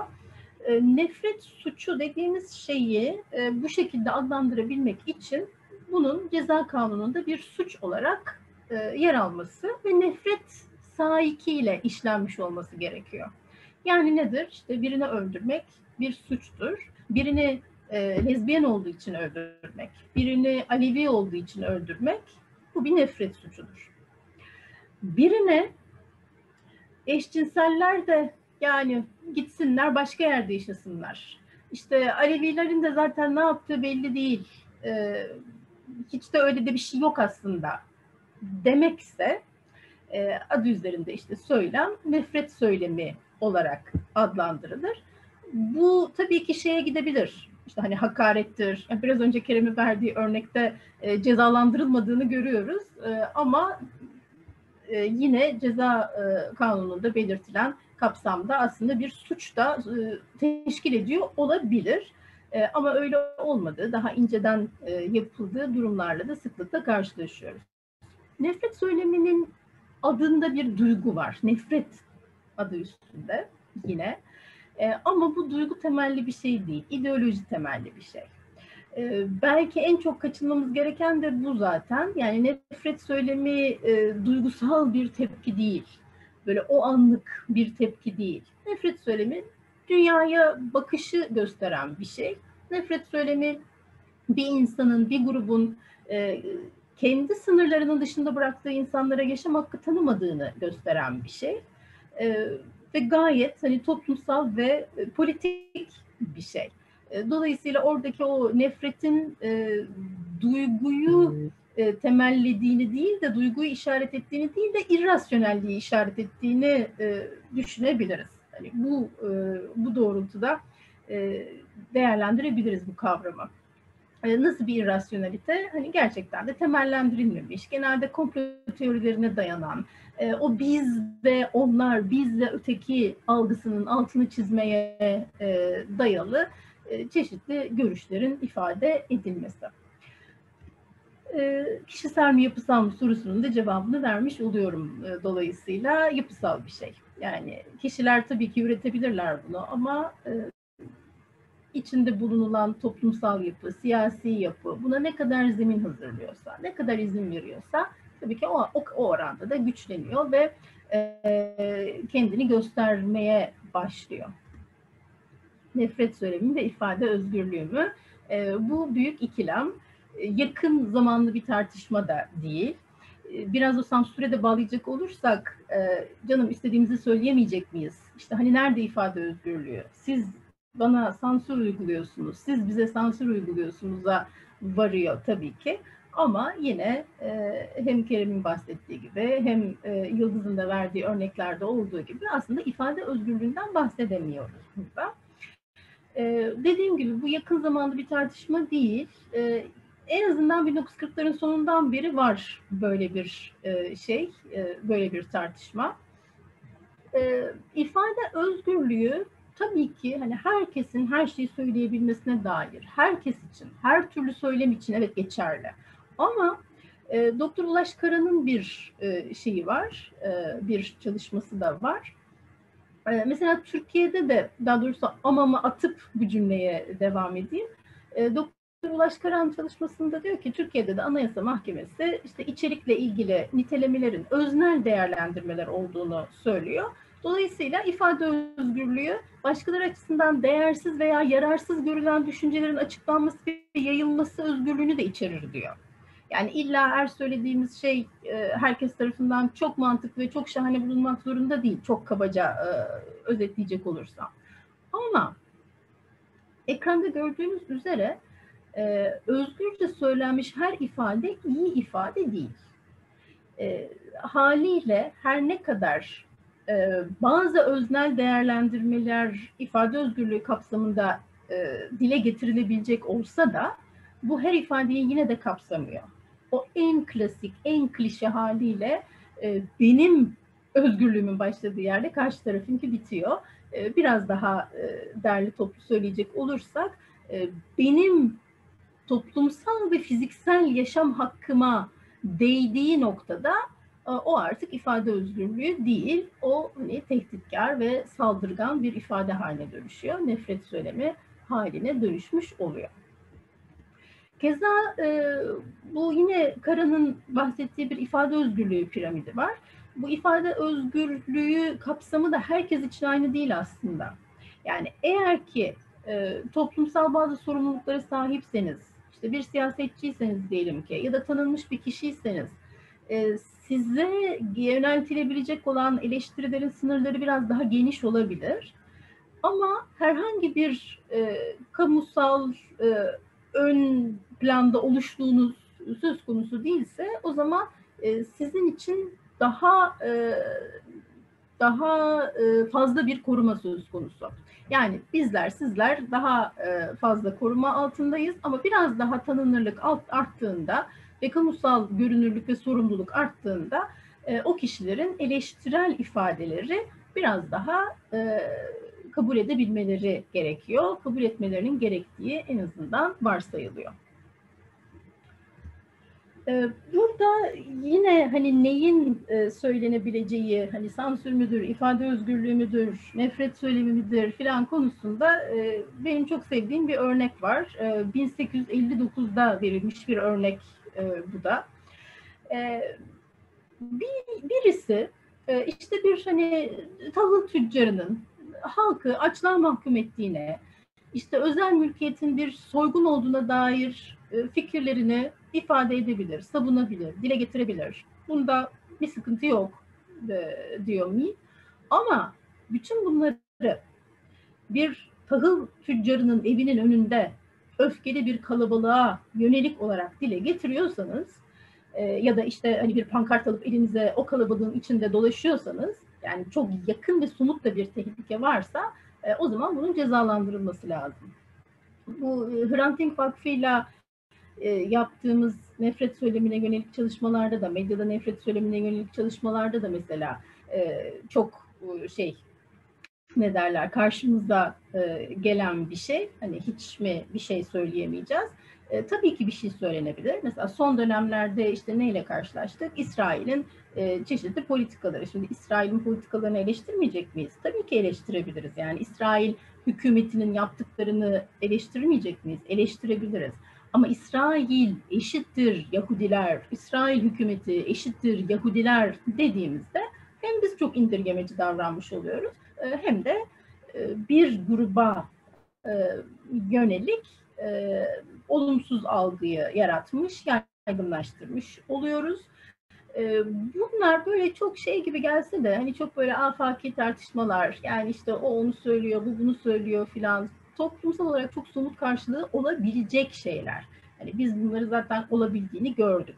Hrant Dink'in katledilmesinin öncesindeki tüm o söylemsel durum en nihayetinde birinin öldürülmesiyle sonuçlandı. Haliyle mesela yereldeki insanlar, yani mesela yerel gazetelerdeki nefret söylemine de ben önem veriyorum o yüzden. Çünkü çok daha coğrafi yakınlık, coğrafi temas çok daha fazla. Yani yeri geliyor mahallesine, sokağına, apartmanına kadar adres verilerek mesela birileri hedef gösteriliyor. Haliyle hani aman canım onlar da işte beğenmediklerini söylemeyecekler mi gibi bir durumla karşı karşıya değiliz. Bir başka araştırmacı var, bir hukuk profesörü. Bir çalışmasında yaşanmış olaylara dair bazı sorular soruyor. Biraz yine indirgemeci olabilir ama hani şeyi anlamak açısından bana yine irrasyoneliteyi diyelim ki anlamak açısından iyi örnekler olduğunu düşünüyorum. Bu sorulardan bir tanesinde yine görebilirsiniz. Ben de okuyayım. AIDS'in erkek eşcinsellerin korunmasız cinsel pratiklerinin bir sonucu olduğunu söylemek homofobik midir? İşte ya da bunu ispatlayan bir çalışma yapmak. Zaten yani bilimsel çalışma yapmak, bilimsel çalışma olduğunu iddia etmek. Yani bilimsel çalışma dediğimiz şeyin geçerliliği falan da çok tartışmalı bir şeydir tabii ki. Yani kendi seçtiğiniz 100 kişiyle konuşup evet kesinlikle öyledir diyebilir ve bakın işte toplumda 100 kişiyi seçtik, 50'si kadın 50'si erkek, toplumda böyle düşünüyor falan demek de mümkün. Bunun bilimsel olduğunu iddia etmek. Haliyle öyle bir hani bilimsellik kisvesine de güvenmemek gerekiyor pek çok konuda. Şimdi burada da işte koronavirüsün mesela Çinlilerin tuhaf beslenme alışkanlıklarının bir sonucu olduğunu söylemek ırkçılık mıdır sorusuyla diyelim ki bunu karşılaştıralım. İki ifadede de eşcinsel erkeklerin bu örnekte ve Çinlilerin toplumsal hayattaki varlığını olumsuz etkileyebilecek bir durum söz konusu. Keza herhangi bir konuyu tek bir unsurla açıklayabiliyor muyuz? Çoğu zaman açıklayamıyoruz. Koronayı Çinlilerin beslenme alışkanlığıyla açıklayamayacağımız gibi işte AIDS'i de erkek eşcinsellerin korunmasız cinsel pratikleriyle açıklamamız mümkün değil. Dolayısıyla hali hazırda dezavantajlı durumda olan bir grubun ya da olumsuz bir durumla ilişkilendirilen bir grubun toplumda en hafifinden rahatsızlık duymasına neden olan düşünceler ifade özgürlüğü adı altında savunulmamalı. Haliyle böyle bir ifadenin homofobik olduğunu ve nefret söylemi kapsamında da değerlendirilebileceğini söyleyebiliriz. Biraz böyle şeyler var. Biraz arka arkaya olumsuz örnekler. 4 LGBT artı kişiden birinin nefret söylemini deneyimlediğinden bahseden bir yazı mesela. 2016 tarihli bir yazıydı bu. İşte arkasından mesela başka bir 2021'de daha çok yeni, yani 26 Mayıs'ta birkaç gün önce bir hesapta, Twitter'da bir hesapta işte diyor ki sosyal medya mecralarının algoritması düzenli olarak sapkın profilleri trend yapıp toplum ahlak yapısını bozmakta. Ekranın okunamayabileceğini herkes tarafından düşünerek bir kez de tekrarlıyor oluyorum, kusura bakmayın. Eşcinsel içerikli sayfalar üzerinden algı operasyonu yapılmakta. Bu yüzden yerli uygulamaları kullanmak için adımlar atmak gerekir. İşte ne yapıyor? Yani komplo teorisi. Bir şey, yerlilik üzerinden bir dışlama söz konusu. Bu da yine çok karşılaşılan bir şey çünkü. Türk kabul etmeme, hani kişi de kendisini Türk kabul etmeyebilir de bundan bahseden kişi o kimliği son derece yücelttiği için işte bunlar zaten Türk de değil gibi, yerli ve milli değiller demek gibi bir taraftan. Bir başka şey bu da eşcinselliği meşrulaştıran tabipler odasını kınıyoruz. Yine bir şeyleri özellikle, hesapları özellikle göstermedi. Şöyle kısacık bir şey var, bir 30 saniyelik falan galiba bu hesabın. Bu da 2019'da. Ne olmuş? 57 tane beğeni almış. İşte 26 tane de retweet almış. Hani öyle çok da şey değil yani. Hani etkileşimi çok fazla sayılmaz ama fena da değil yani şimdi. Benim paylaştığım herhangi bir şey 57 defa beğenilmedi. 26 retweet hiç almadı. Ama bunun altında neleri görüyoruz? Olumlu, nasıl diyelim, daha doğrusu bu ifadeye katılmayan yorumlar da var. Belki bizi bu sosyal medyada bize biraz daha imkan sağlayan alanlardan bir tanesi bu. Yani kalkıp da herkese tek tek laf dalaşına girecek değiliz diye. Ama ve lakin böyle bir olanak da bize sunabiliyor. Yani her yerde varlar ve yaşıyorlar diyor bir kullanıcı. İşte başka bir kullanıcı, hani o da bu sefer başka bir gruba biraz laf sokuyor. Daha kendini muhafazakar olarak niteleyenlere diyelim ki. Ama altında işte Allah'ın kanunlarını hiçe sayanlara lanet olsun diyen de var. Şimdi bu şeyler de mesela hesaplar onların şeyine ulaştığı insan sayısı diyelim ki ne? Bir tanesini geçtik. İşte 45 takipçisi var mesela lanet okuyanın. Aslında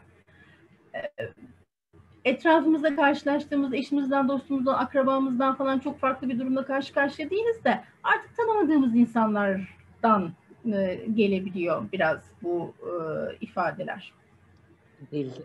Son 5 dakika gibi düşünsek olur mu?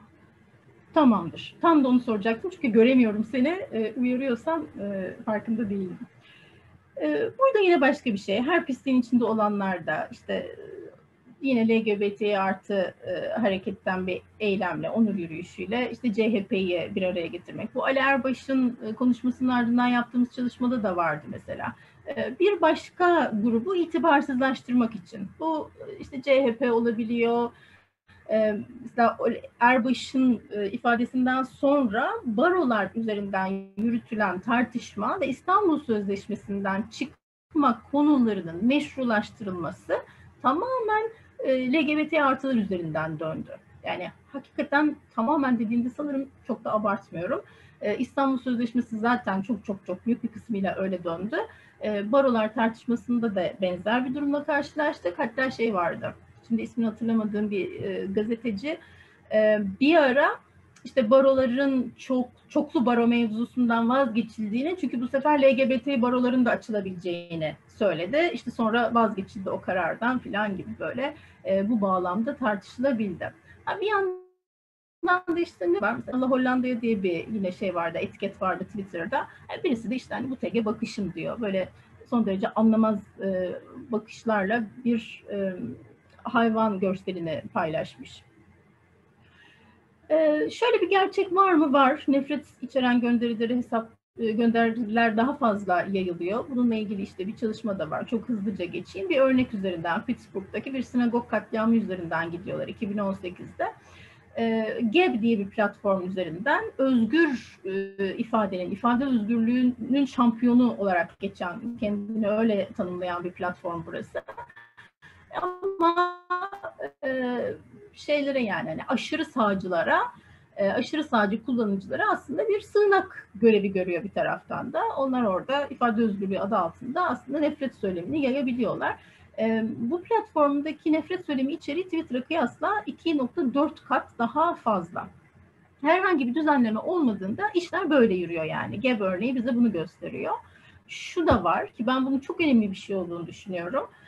Bu nefreti yayan kullanıcılar genel kullanıcıların %0.67'si aslında. Ama gönderilerin neredeyse 27'si onlardan geliyor.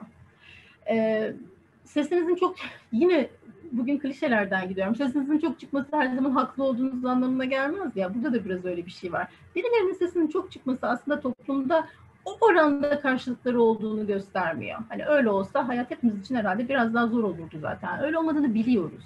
Ama bu siyaseten desteklendiği için tehlikeli bir şey haline dönüşüyor. Ve daha da kuvvetle mücadele edilmesi gereken bir şey haline dönüşüyor. Yine bu da etkileşimle ilgili bir şeydi. Başka bir çalışmaydı. Yani sadece şu kadarını söyleyeyim. 485 iletiden bahsediliyor. Mayıs ayında, 2015 yılında Twitter üzerinde 485 tane ileti var ama burada, şuradaydı sanırım, toplam etkileşim sayısı 15.500'e yakın etkileşime giriyor. O açıdan bu sosyal ağlarda bizlerin de var olması önemli bir şey.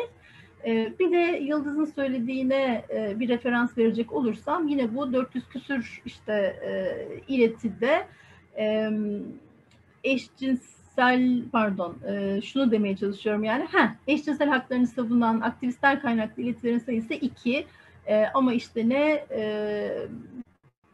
kullanıcı kaynaklı iletiler işte 365, nasıl diyeyim, hani yine kaynak bizler olamıyoruz aslında, söylemek istediğim kısmen buydu. Hani buradaki örneklemin kısıtı içinde.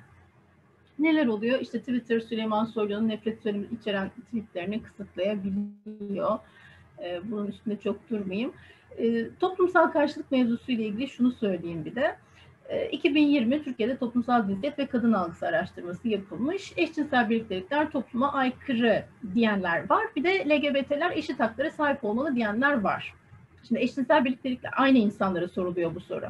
2020'de işte %75'i diyelim ki eşcinsel birlikteliklerin topluma aykırı olduğunu düşünüyor. Ama %45 kadarı da LGBT'ler eşit haklara sahip olmalı diyor. Şimdi biraz çelişkili bir durum haliyle. Araştırmayı yapanlardan bir tanesi de çok aslında bilinçli bir şey olmadığını söylüyor bunun belki de. Çok bilinçli bir yaklaşım olmadığını söylüyor. Yani eşcinsel dediğimiz zaman neyin kastedildiği anlaşılıyor ama işte lezbiyen, gay, trans dediğimiz zaman anlaşılmıyor olabilir.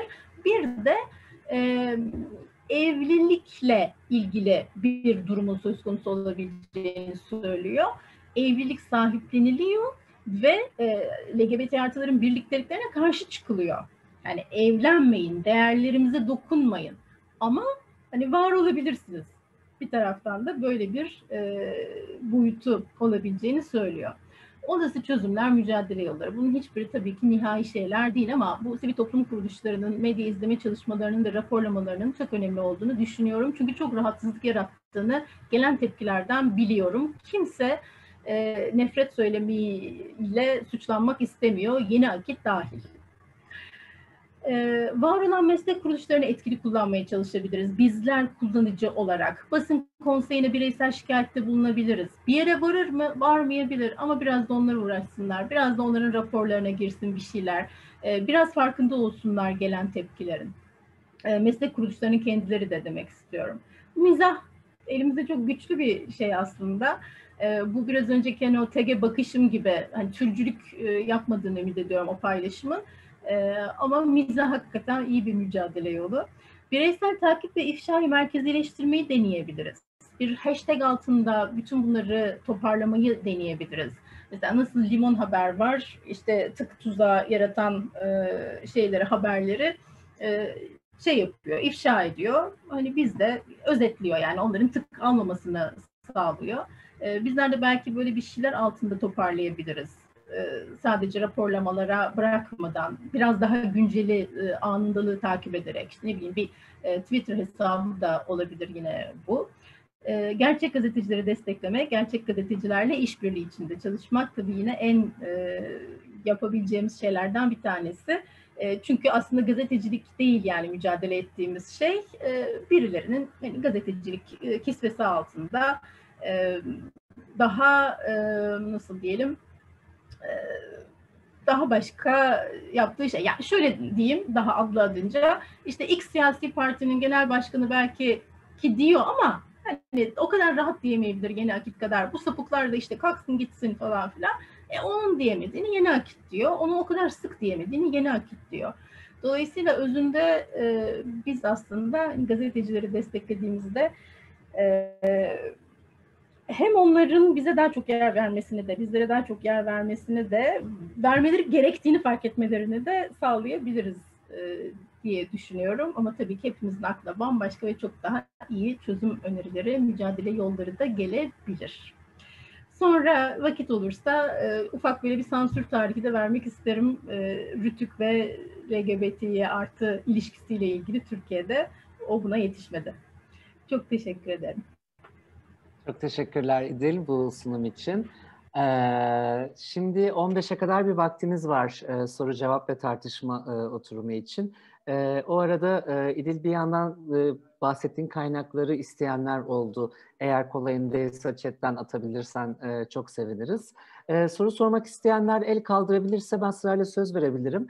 Kayıt olduğu için kayıtta yer almak istiyorsanız yazılı olarak da seslendiriyor olacağım ben bu soruları. 15'e kadar güzel bir 40 dakikalık tartışma süremiz bulunuyor. Sahne sizlerin. Ben açmak için aslında Kerem'e ve İdil'e birer soru düşündüm. Onlarla başlatayım. O arada umarım insanlar aslında biraz daha şey olur. Belki sorularınızı toparlamaya da vakit olur bu sayede. Kerem aslında belki şeyden bahsetmek de iyi olabilir. Çok kısaca değindik. Ama sadece idarenin yaptırımları açısından değil, nefret söyleminin, bu hedef göstermelerin ve bu sansürün aslında cinselliğin ve cinsiyet kimliğini gerçekleştirme hakkı bağlamında ne gibi bir etkisi oluyor ve cinselliğin ve cinsiyet kimliği temelde aslında kendini gerçekleştirme hakkı, bir irtibar hakkı bağlamlarında nasıl bir arada düşünebiliriz diye sormuş olayım sana. Tabii ki yani sadece idarenin yaptırımları çok sınırlı bir şey olur. Yani bunu aslında burada bir kamu politikası olması gerekiyor. Yani bu yalnızca ceza kanununa yerleştirilecek bir normla da olamaz. Yani bu genel olarak nefret söylemiyle mücadelede bir kamusal politika olması gerekiyor. İşte İdil bahsetti. Hrant Dink'in öldürülmesine giden süreci, Türkiye'deki Ermeni azınlığa dönük saldırganlığı önlemeye yok mu Türk Ceza Kanunu'nda madde? Var. Ama yani hiçbir savcı da çıkıp bir soruşturma yaptı mı? Yani en basit nefret saldırılarıyla ilgili. Yani şunu söylemeye çalışıyorum. Yani LGBT artı hakları alanında da var bizce uygulanacak normlar. Ama hani savcılar bir şekilde diyor ki işte cinsiyet farkı gözetilerek demesi LGBT artıları kapsamaz. Tamam. Etnik kimlikle ilgili ama açık uygulanabilecek maddeler var. Fakat uygulamayı tercih etmiyorlar. Ya bu konuda bir şey yok. Kamu politikası yok. Kamu politikası olmadığı gibi aslında var bir kamu politikası. O da teklik üzerine tekçi bir kamu politikası var. Bu etnik kimlik açısından da böyle heteronormatif yani kanunları, kuralları koyarken ya bunun her yerde hani neye dokunursan bu turnusol kağıdı aslında neye dokunursan kendi rengini ortaya koyuyor. Böyle biraz eksik tam yanıt verememiş gibi de hissettim kendimi ama Evet, biraz teşekkürler. kurcalayabilirsin beni. Evet, zaten seni sıkıştırmak için sürpriz sorumdu bu. İdil'e de belki tam olarak aslında bıraktığın sansür meselesi, Rütük. Özellikle son yıllarda Rütük'ün LGBT haklar meselesinde çok daha fazla büyük bir rol oynadığına dair bir ön kabulümüz var. Ama bir yandan tarihsel olarak da Rütük hep mi böyleydi? Bir değişiklik mi var? Rütük'ün LGBT artılarla derdi ne diye sana da sormuş olayım sunumun geri kalanını anlatabilmek için. Teşekkürler. Biraz bu kısmına sizler konuşurken aslında bakabildim.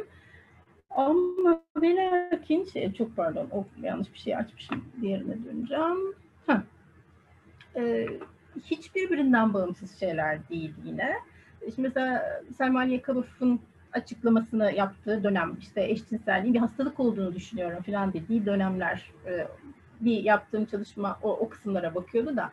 Ondan sonra mesela Kılıç Günü dizisi, ATV'de başlayan bir dizi.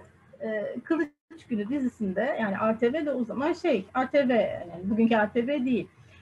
Çünkü 2010'dan bahsediyoruz galiba. Evet, 2010'da. Bu Kılıç Günü dizisinde eşcinsel bir çiftin yatakta göründüğü bir sahne var. O sahne işte bir haline geliyor, gündem haline geliyor. Rütük tarafından uyarılıyor ATV. Yine işte Zaman Gazetesi de mesela dönemin artık yok. Rating için eşcinsellik teşhiri yapılıyor falan diyor mesela. Bunun ardından biraz bakarak ilerlediğim için çok hızlı gidemedim.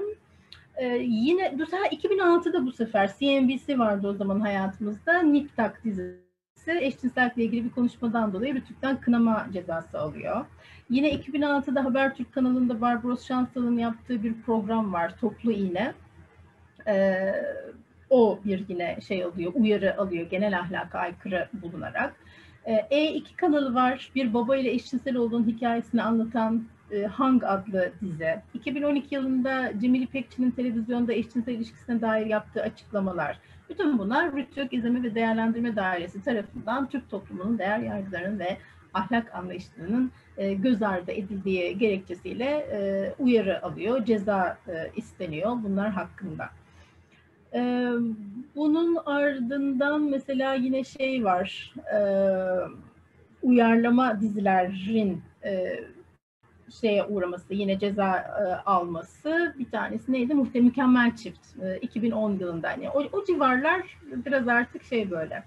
Rütük'ün elini bol tuttuğu, cezalar ve müdahaleler konusunda elini bol tuttuğu zamanlar. Bir de şöyle bir durum var. Bir İstanbul Masalı, belki bilenleriniz vardır. Bir İstanbul Masalı dizisinde, ki yanılmıyorsam Ali Erol'un çok güzel bir yazısı var İspir İstanbul dizisinde eşcinsellerin ele alınışıyla ilgili. Orada böyle bir beyaz yakalı karakter var. Türk televizyonlarındaki ilk belki beyaz yakalı eşcinsel karakterlerden. Yani çok üstünde durulmuyor ama var. Zekeriya diye bir karakter var. Bu dizinin daha sonraki yayınlarında çıkartılıyor. Yani o eşcinsellikle ilgili kısımlar, konuşmalar vesaire falan bunlar yok. Zekeriya'nın açılma sahnesi sanırım tam olarak da çıkartılan. Böyle böyle giden bir var. Biraz böyle hani arka plandan ama hiç de çekinmeden, yani kendini de sakınmadan giden bir sansür eğilimi. Son örnekleri de zaten Netflix Aşk 101'de falan gördük yani. Bayağı bir mevzu koptu. Kabaca bunları eklemiş olayım. Çok teşekkürler Edil. Güzel bir yorum var. Ayrı bir başlık olarak tedavi alan HIV pozitif bireylerin tedavi aldıkları sağlık hizmetleri üzerinden nefret söylemine maruz kalma oranlarının araştırılması alt başlık olarak konuya farklı yerden bakma açısı getirebilir. Çok önemli bir katkı. Bir yandan da aslında nefret söylemi belki bazen de kesişimsel olarak ilerleyebiliyor. Mesela Edil'in verdiği örnekte hem HIV'le yaşayanları hem LGBT artıları bir taşla hedef gösteren her iki gruba karşı da bir nefret söylemi. Çoklu bir ayrımcılık içeren bir yeri de olabiliyor. Bu konuyla ilgili de sevgili Defne Güzel'in HIV'le yaşayan LGBT artıların insan hakları raporunda detaylı olarak yaptığı mülakatlarla HIV'le yaşayan LGBT artılarla görüşmelerinde özellikle örneğin sağlık hizmetinin ilk aşamasında nasıl nefret söylemine ve ayrımcılığa maruz bırakıldıkları, çevrede görülen burada HIV fobi ile LGBT artı fobinin nasıl iç içe geçtiğini anlatıyor. Onun linkini de birazdan bırakırım. Bir soru geldi, onu seslendirmek istiyorum. Soruda şöyle söylüyor. Peki bu kadar yoğun nefret söylemi, nefret söylemine maruz bırakılan grupları, LGBT artıları psikolojik olarak ruh sağlığı açısından nasıl etkiliyor? Bununla ilgili araştırmalar ya da veriler var mı diye bir soru gelmiş. Kerem ya da İdil, hanginiz cevaplamak istersiniz? Elimde yok. Olduğunu hatırlıyorum ama elimde yok. Kısaca bir bakacağım şeylere. Yani tabii ki bu arada kişisel olarak düşünecek olursam hakikaten tabii ki o anda insanın sinirini zıplatıyor, bir şey yapıyor yani. Hani iyi gelen bir şey değil muhakkak ki. Ama şeyi hep belki hemen hatırlamakta fayda var yani. Tabii ki var böyle düşünen insanlar da. Bu kadar aslında ortada ve cesur ve o kadar da kuvvetli değiller. Hani biraz böyle o şeyde kalıyor. Yani sosyal ağlardaki görünürlüğün ya da şimdi yani Yeni Akit gazetesine bakıp da moralinizin bozulmaması mümkün mü? Moral bozukluğu diyorum. Yoksa hani ağır hafif depresyondan ağrına kadar gider yani ya da başka rahatsızlıklar verir, anksiyete yaratır neyse.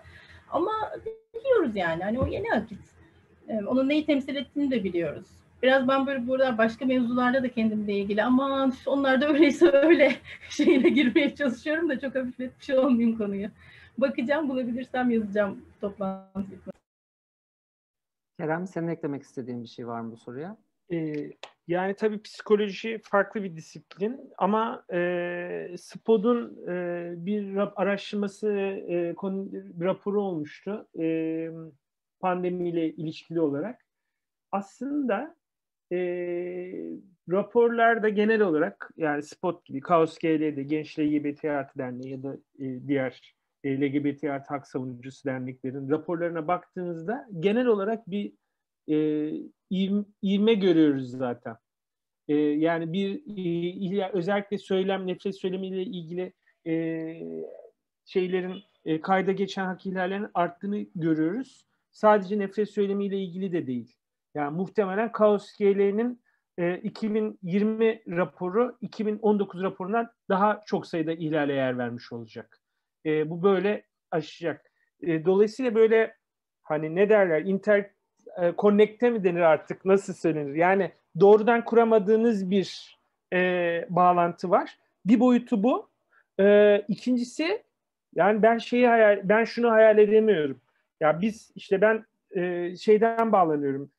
İzmir'de yaşıyorum. İzmir'den bağlanıyorum. İşte sen Ankara'dasın. İdil İstanbul'da. Biz daha çok metropolde yaşıyoruz. Ve bizim insan hakkı vardır tabii ki bu arada. Hani daha küçük yerellerden katılanlar ve bizim raporlarımız genelde medya kanalından bize ulaşan hak ihlallerinden derleniyor. Ya şeyi hayal edemiyorum ben. Nefret söyleminin arttığı dönemlerde o ücra, hani ana akım medya ya da ajansların iletişimi olmayan yerlerde. Düşünsenize Türkiye'de ben o zaman araştırmıştım. 98 bin küsur cami vardı. 100 binin üzerinde camide Diyanet İşleri Başkanı'nın o malum hutbesinin okunduğunu düşünün. Yani en ufak şeyi aklınıza getirin. Köyü aklınıza getirin. Ya bunun imkansız. Yani bir bulguya ihtiyaç yok yani. Kişi oradaki hutbenin hani o okunan şeyin içerisinde kendisinden ne şekilde bahsedildiğini görünce psikolojisi etkilenmemesi mümkün değil yani diye düşünüyorum. Çok hiçbir bilimselliği yok belki söylediğim şeyin ama hani biraz hislerle de alakalı bu diye düşünüyorum. Çok teşekkürler Kerem ekleme için. Konudan ayrı bir soru. Avrupa'nın veya diğer ülkelerinde LGBT artıların sığınma evleri mevcut mu? Mevcut. Bununla ilgili de özellikle Kaos.org'da iyi örnekler olarak yayınlanıyor. Bulabilirsem linkini atarım. Bulamazsam da kendiniz tarayıp da bulabilirsiniz diyeyim. Bir soru daha geldi. Onu da bir yandan onları derliyorum. Soru da şu.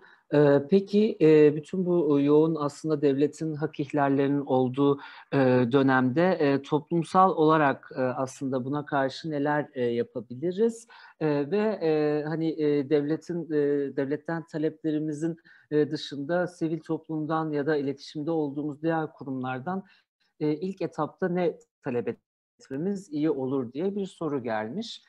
Kim yanıtlamak ister diye tekrar ortaya atayım. Ben gireyim. Sivil toplumdan talep etmemiz gereken şey, aman başınıza bir şey gelmesin. Var olun, devam edin hayatınıza. Malum her fırsatta gadrine uğruyor devletin, sivil toplum. Şaka bir yana bu raporlamalar önemli. Çünkü bu raporlamalar delil aslında. Yani bizlerin hem küresel düzeyde hem de ülke ölçeğinde hak savunuculuğumuza çok önem katıyor, değer katıyor. Niceliksel ve niteliksel anlamda. Yani şöyle bir şey var. Şunun farkında olsun herkes. Biz işte bu toplantı LGBT artı hakları temelinde bizi bir araya getirdi.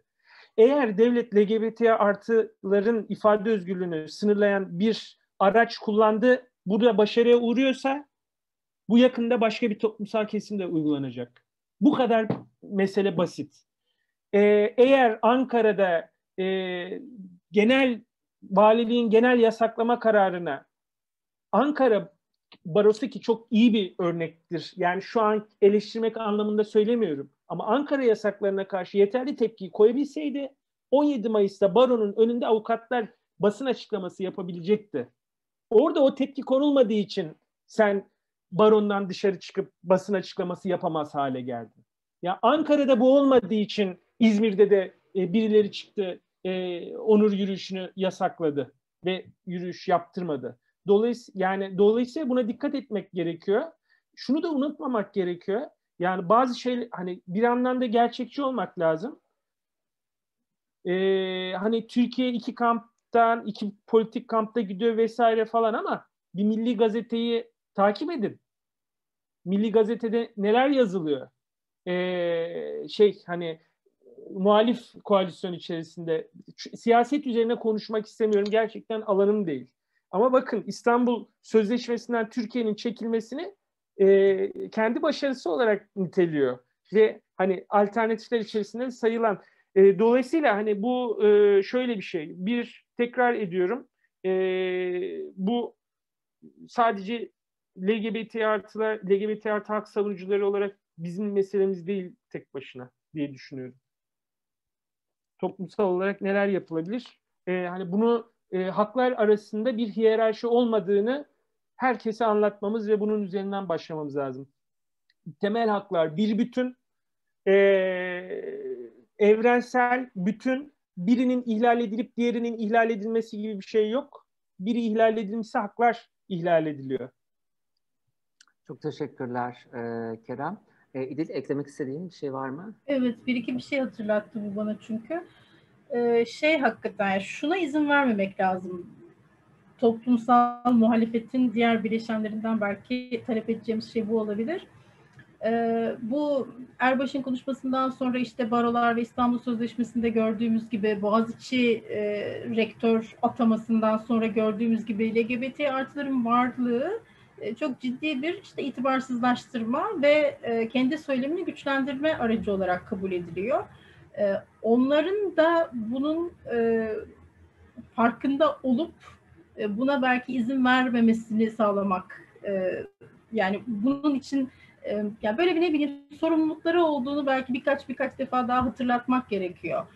Çünkü böyle, yani LGBT artı şu an için hakikaten iktidarın kullanabileceği en işlevsel mevzu.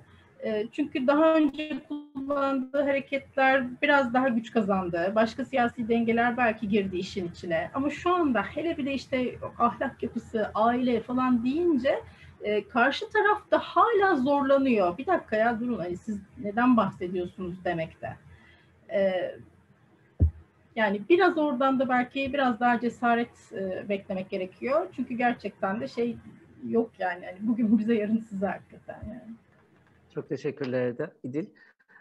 Şu ana kadar olan kısımda başka soru var mıdır? Yoksa biraz ara verip ikinci oturuma doğru yol alalım diyoruz. Sorusunu sormak isteyen var mı? Sanırım yok. Çok teşekkür ettik hem İdil hem Kerem'e. Hem genel bir çerçeveyi çizmek açısından hem de medyayı konuşmak açısından çok iyi bir oturum oldu. Ben oturumu artık hayat bunu diyorum. Daha önce dinleyenler varsa özür dilerim. Ama geçen yıl Polonya'dan, işte Meksika'dan, Brezilya'dan, Rusya'dan aktivistlerle bir araya geldiğimizde tam kürtaj karşıtı işte düzenlemenin olduğu eylem sırasında bağlanan bir aktivist söylemişti. LGBT artı aktivisti, feminist. Umut bir kas gibidir, düzenli çalıştırmanız gerekir demişti. Bütün bunları konuşurken burayla bitirmek belki de hepimize iyi gelir. Şu an